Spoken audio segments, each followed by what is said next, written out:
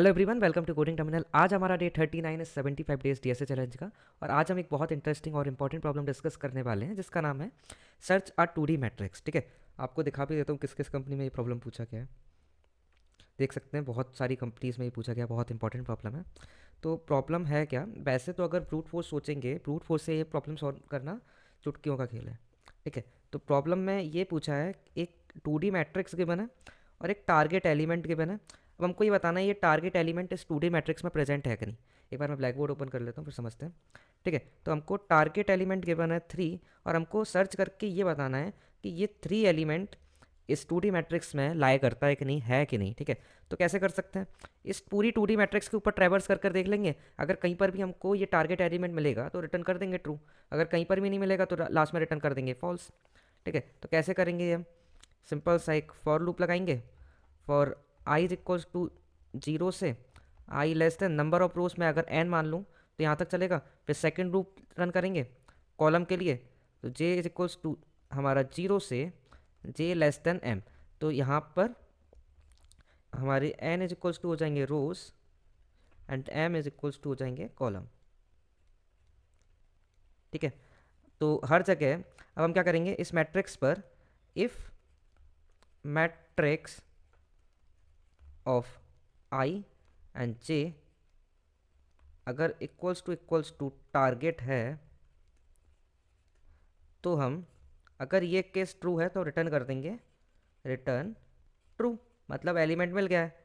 ठीक है, else else नहीं, अगर हमको कहीं पर भी नहीं मिले तो लास्ट में हम रिटर्न कर देंगे रिटर्न फॉल्स। ठीक है, ये आपको एग्जैक्ट समझ में आ गया होगा कैसे कर रहे हैं हम। ठीक है, बहुत सिंपल सा कोड है। अगर हम इसको ब्रूट फोर्स से सॉल्व करने जाएंगे तो 2 लूप रन करने हैं हमको सिंपल सा। आई इक्वल्स टू 0 पर ये रो प्रेजेंट है, इस रो में फर्स्ट एलिमेंट चेक करेंगे क्या टारगेट के बराबर है, नहीं है। ठीक है, इस पर चेक करेंगे यस टारगेट के बराबर, जैसे ही मिल गया हम रिटर्न कर देंगे ट्रू।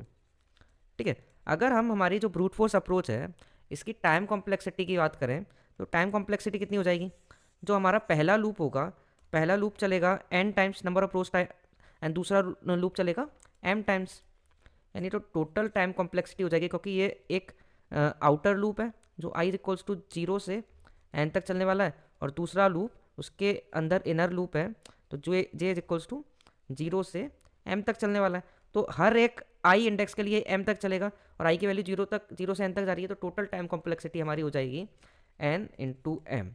ठीक है, नंबर ऑफ एलिमेंट्स भी इस पूरे मैट्रिक्स में कितने होने वाले हैं, n इंटू एम है, क्योंकि n रोज और m कॉलम में कितने एलिमेंट आ सकते हैं, n इंटू एम एलिमेंट्स आ सकते हैं।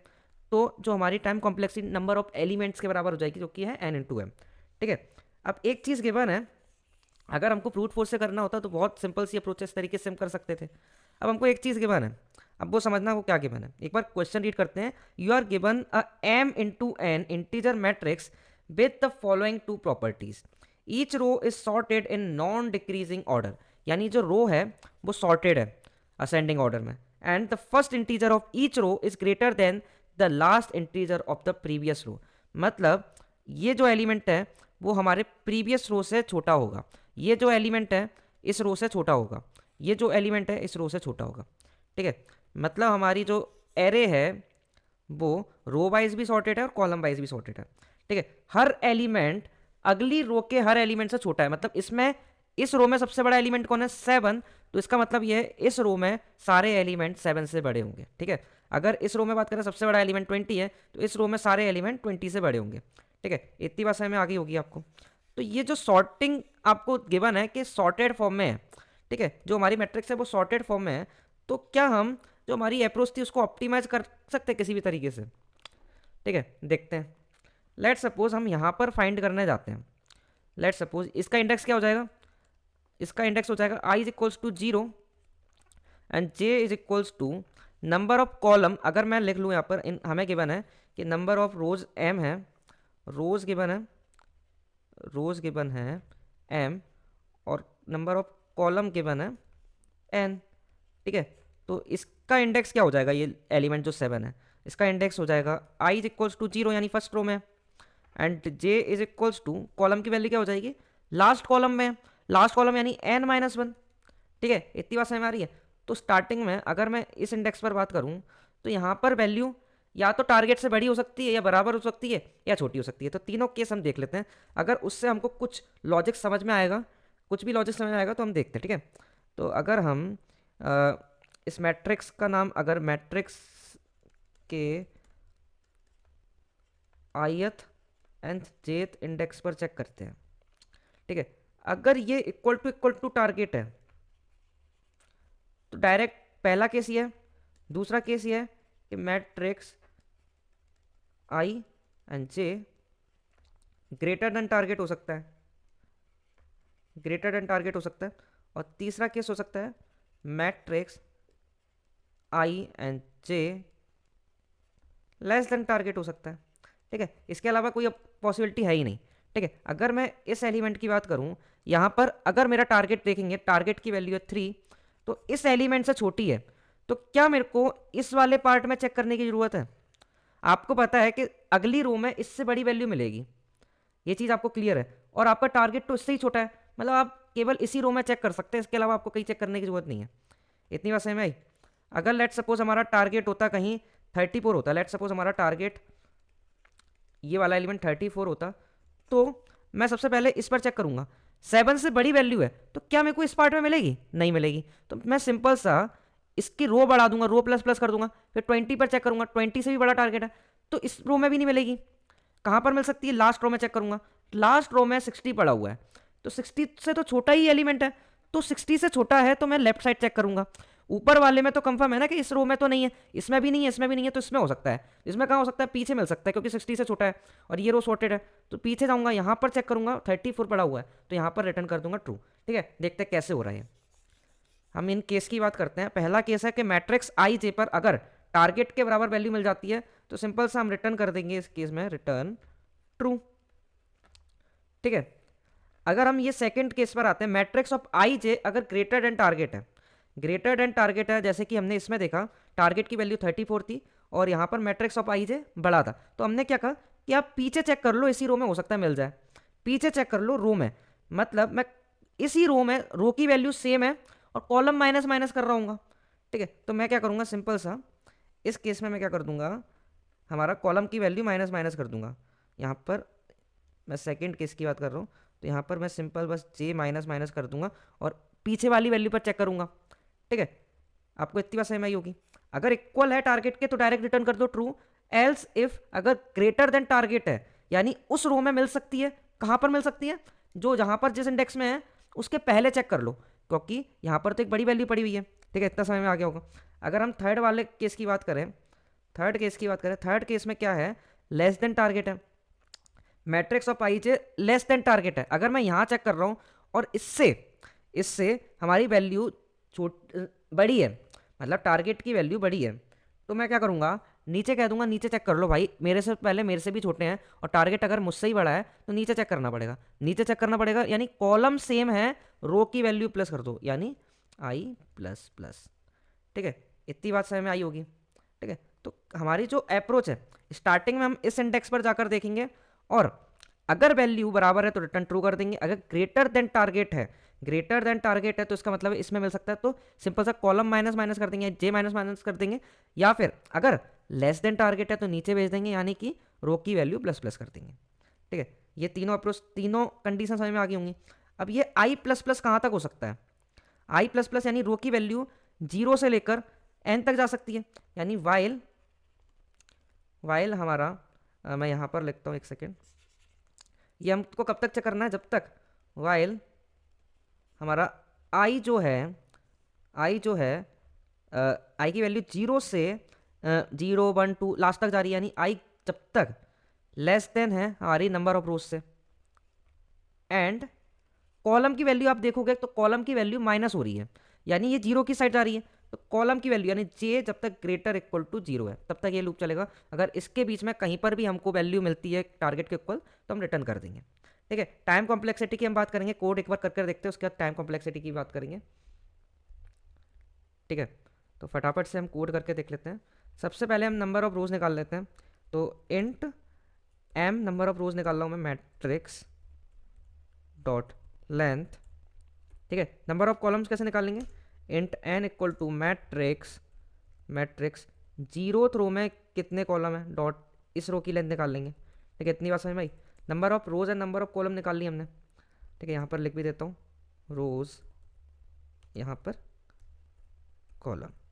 ठीक है, दो इंडेक्स लेने वाले हैं, int i is equals to, ठीक है, आई इज इक्वल्स टू पहले सबसे पहले फर्स्ट रो में चेक करेंगे, यानी आई इज इक्वल्स टू 0 हो जाएगा। एंड इंट जे की वैल्यू क्या ली थी हमने, लास्ट कॉलम, यहाँ से चेक करने वाले हैं।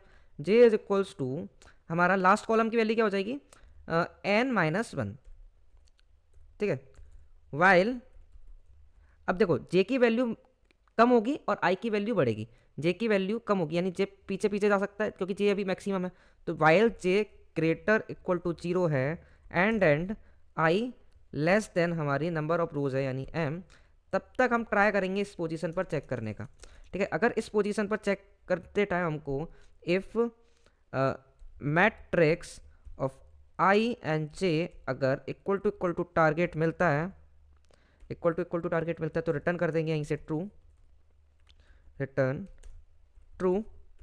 ठीक है, else if matrix of i जे अगर ग्रेटर देन टारगेट है, अगर ग्रेटर देन टारगेट है इसका मतलब ये है कि इसी रो में चांसेस है मिलने के, लेकिन इस रो में इसके पहले मिलने का चांसेस है जहाँ पर हमें, यानी कॉलम की वैल्यू माइनस माइनस होगी, तो कॉलम की वैल्यू क्या है, जे माइनस माइनस कर देंगे।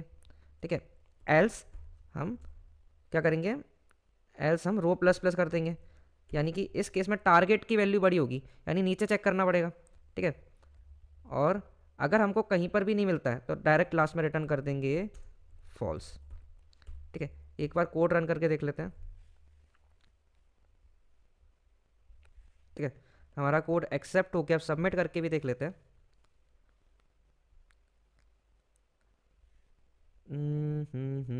ओके, हमारा कोड सबमिट भी हो चुका है। अब फटाफट से हम इस कोड का ड्राई रन करके देखते हैं कैसे लाइन बाय लाइन रन हो रहा है कोड। इसको मैं यहाँ से कॉपी कर लेता हूँ, एक सेकेंड।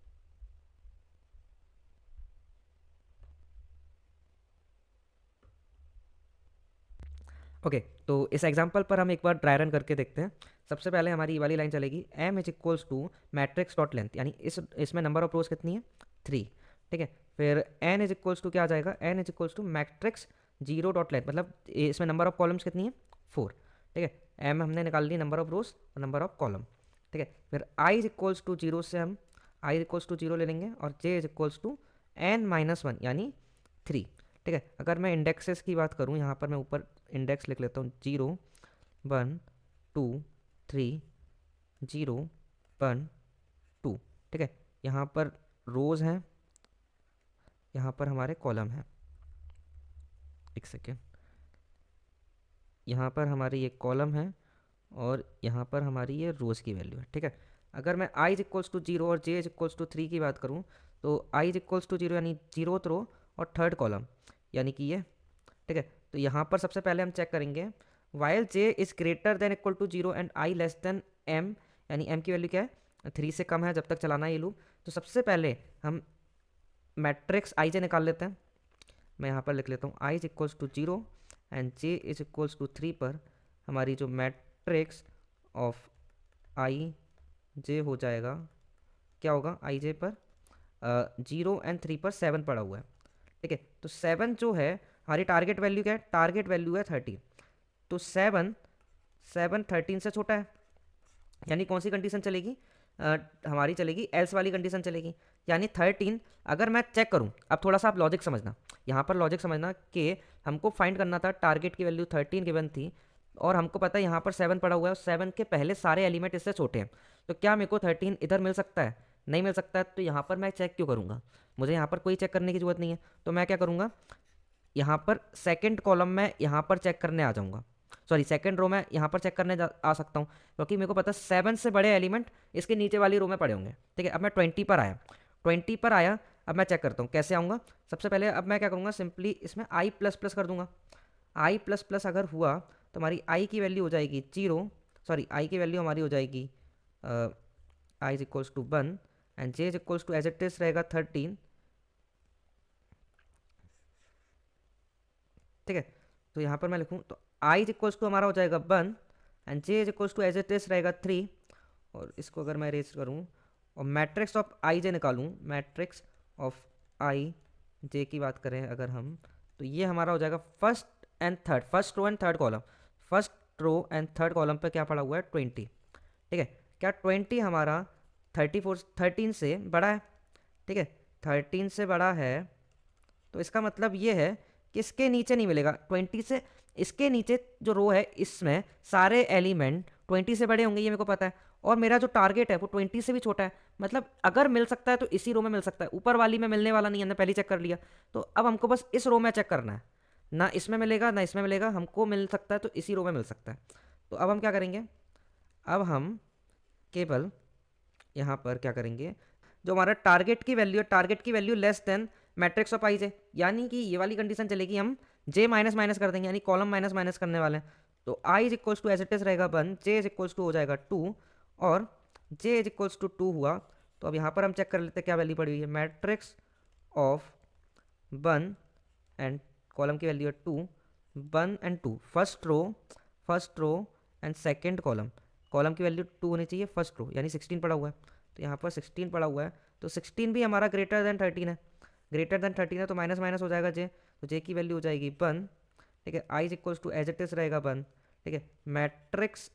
मैट्रिक्स ऑफ 1 कॉमा 1 पर क्या पड़ा हुआ है, 1 कॉमा 1 पर 11 पड़ा हुआ है, यानी कि यहाँ पर आ जाएगा हमारा 11, ठीक है। यहाँ पर हमारा 11 आ गया है। अब हमारा जो 11 है वो 13 से छोटा है, ठीक है। 11 13 से अगर छोटा है, इसका मतलब क्या है कि 11 से पहले सारे एलिमेंट जो होंगे 11 से छोटे होंगे, हमने यहाँ पर चेक कर लिया है, ठीक है। अब आप एक चीज़ बताइए, आप एक चीज़ ये बताइए कि 11 से बड़े एलिमेंट इससे नीचे ही मिल सकते हैं, तो मैं क्या करूँगा, जे प्लस प्लस कर दूंगा, सॉरी आई प्लस प्लस कर दूंगा, ठीक है। ये वाली कंडीशन चलेगी एल्स वाली, आई प्लस प्लस। तो यहाँ पर मैं यहाँ पर लिखता हूँ, आई की वैल्यू हमारी हो जाएगी, आई की वैल्यू हो जाएगी 2, और जे एज इट इज़ रहेगा, मैट्रिक्स ऑफ 2 एंड 1 निकालूँ, 2 एंड 1, यहाँ पर 30 पड़ा हुआ है, matrix of 2 and 1, second row first column में 30 पड़ा हुआ है, तो यहाँ पर हम लिख देंगे 30, ठीक है। 30 जो है वो ग्रेटर देन 13 है, ग्रेटर देन 13 है, यानी ये वाला केस चलेगा, तो जे माइनस माइनस हो जाएगा, जे की वैल्यू हो जाएगी 0, आई की वैल्यू हो जाएगी हमारी एज इट इज रहेगी 2। अब मैट्रिक्स ऑफ 2 0, यानी second row and zeroth column, यानी 23 पड़ा हुआ है, तो यहाँ पर पड़ा हुआ है हमारा 23, और 23 हमारा ग्रेटर देन 13 होता है, तो हम ये वाली कंडीशन चलाएंगे, जे माइनस माइनस होगा, जे माइनस माइनस होगा, जे इक्वल टू हो जाएगा -1, जैसे ही जे इक्वल टू -1 हुआ, हम ये वाइल लूप से बाहर आ जाएंगे, क्योंकि जे ग्रेटर इक्वल टू 0 तक चलना था। तो जैसे ही वाइल लूप के बाहर आए, इसका मतलब ये है कि इस एरे के अंदर, ये मैट्रिक्स के अंदर हमारा टारगेट एलिमेंट प्रेजेंट नहीं है, और हम रिटर्न कर देंगे फॉल्स, ठीक है। आप देख भी सकते हैं टारगेट जो 13 है वो इसमें कहीं पर भी प्रेजेंट नहीं है, और हम रिटर्न कर देंगे फॉल्स, ठीक है। अब एक और एग्जांपल से हम फटाफट से देख लेते हैं, एक एग्जांपल पर और ट्राई रन करके देखते हैं,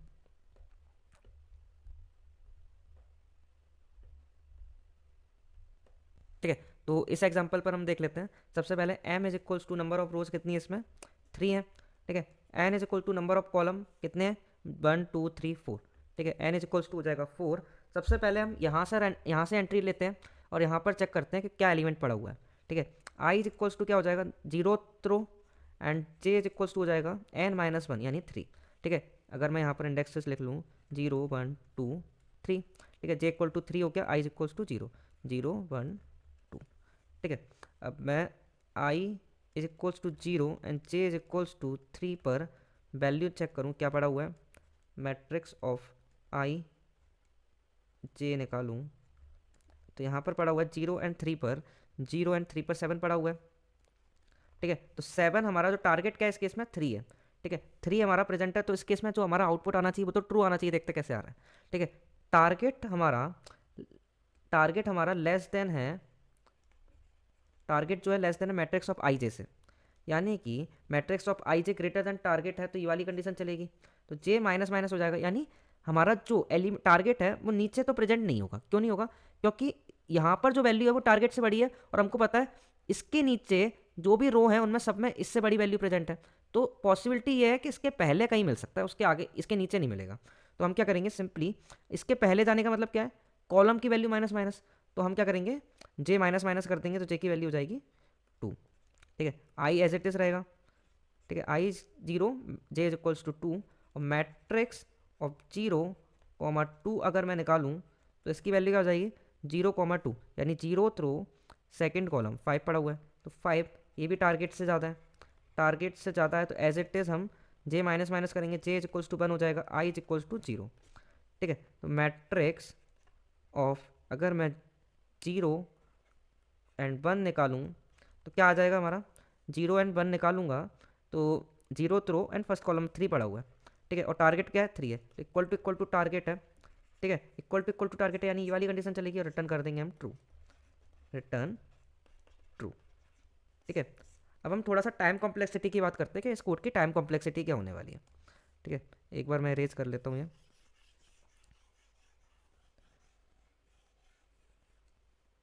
देखो, हमारे पास m रोज हैं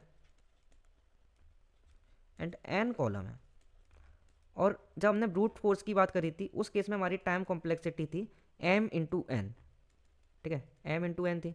और इस केस की अगर बात करें, लेट सपोज अगर हम यहाँ पर चेक करते हैं तो यहाँ पर 3 कंडीशन है, या तो इक्वल होता है तो डायरेक्ट यहीं पर रिटर्न ट्रू कर देंगे, अगर लेस देन होता है, अगर टारगेट लेस देन होता है मैट्रिक्स आई जैसे, तो जे माइनस माइनस करते हैं, यानी इधर चेक करने जाते हैं, यानी इस रो में मिल सकता है, तो बस m टाइम चलेगा। ठीक है, वर्स्ट केस क्या है, अगर हमारा एलिमेंट हो सकता है, अगर लेट सपोज यहाँ पर पड़ा होता तो हमको ऐसे जाते ऐसे मिल जाता। ठीक है, और अगर हमारा एलिमेंट यहाँ पर पड़ा होता तो ऐसे जाते ऐसे मिल जाता। ठीक है, अगर ऐसे जाते ऐसे मिल जाता, कोई एलिमेंट यहाँ पर पड़ा होता। ठीक है, जो आप मैक्सिमम कहाँ पर पड़ा हो सकता है एलिमेंट, यहाँ से मैक्सिमम डिस्टेंस ये है, तो हो सकता है कि आप ऐसे ऐसे जाकर आपको ऐसे जाना पड़े। मतलब अगर 23 होता है अगर एलिमेंट, तो 7 से बड़ा है तो मैं 20 की तरफ जाऊँगा, यहाँ पर चेक करा कि 20 से भी बड़ा है तो मैं नीचे आ जाऊँगा, 60 से मैंने चेक करा छोटा है तो इधर आऊँगा। ठीक है, 34 से भी छोटा है 30 है तो इधर आऊँगा, 30 से भी छोटा है 23 है तो यहाँ आऊँगा। ठीक है, तो बर्स्ट केस आपका जो एलिमेंट है वो मैक्सिमम दूरी इतनी हो सकती है, तो बर्स्ट केस में जो हमारा टाइम कॉम्प्लेक्सिटी होगा वो होगा n plus m, number of rows plus number of column, यानी m प्लस n। हमने जो हमारा कोड है वो m इंटू एन से m प्लस एन पे ले आए हैं।